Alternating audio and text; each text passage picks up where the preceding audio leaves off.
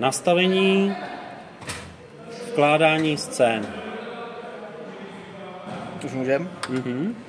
Takže jdeme do rekordu, podržíme rekord, dáme kód, který je tady, 1668, pustit rekord. Pult problikne, rozsvítí se tady červená kontrolka a jsme v programovacím režimu. Teď si vytvoříme scénu, kterou potřebujeme nasvítit, třeba takhle. Zmačkneme rekord, na displeji se ukáže 001, když tam bude 2.3, tak podržíme rekord a dáme rec clear, protože to jsme špatně.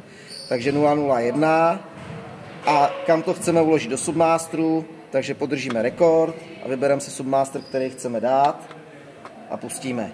Pult problikne, v tu chvíli to je uložený submasteru. Můžeme jít na další scénu, zase nasvítíme něco dalšího, rekord, opět 001, podržet, trojka, pustit, problikne, máme v trojce druhou scénu.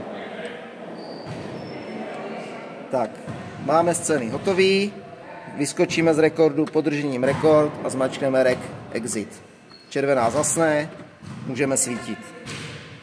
Když budeme chtít vymazat submastery, tak rekord 1668, přístup normální do programování a jenom zmačknout rekord a tlačítko submasteru, který chceme smáznout, zmačknout a pustit. Problikne pult, trojku, pustit. A mazání vždy po jednom, nejde jich udělat víc. Tak, jsou smazaný. Super. Rekord, exit. Teď je pult čistý.